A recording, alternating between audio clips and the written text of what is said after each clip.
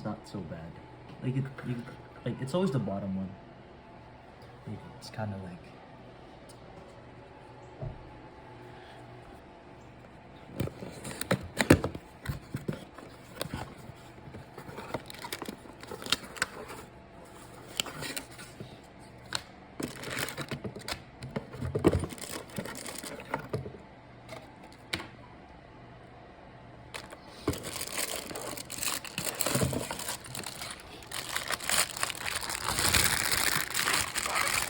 Side, there's this small tab right here that you gotta pop off. You just use your nails or some plastic or a plastic tool.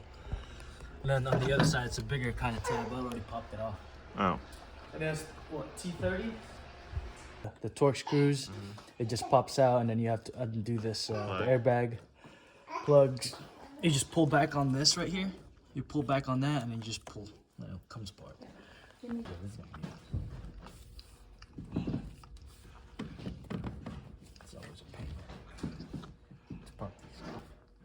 be put it over. Trying to straighten it. Because now it has to fit on your clock spring.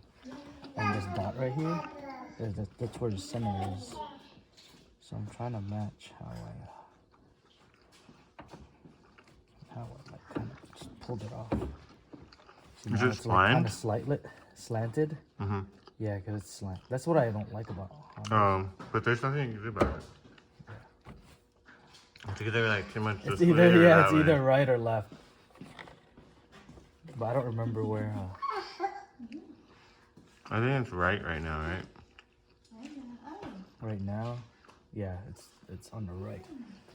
Okay, now I need. There's 4 holes, right? But if you look at on the back side, it only goes into the. There's only like 4, so you just gotta, put the resistors on those 4. 2 here, it's the 2 same. here. Yep, and then you just leave those 4 down there alone. But I would secure it with some tape because this will fall out.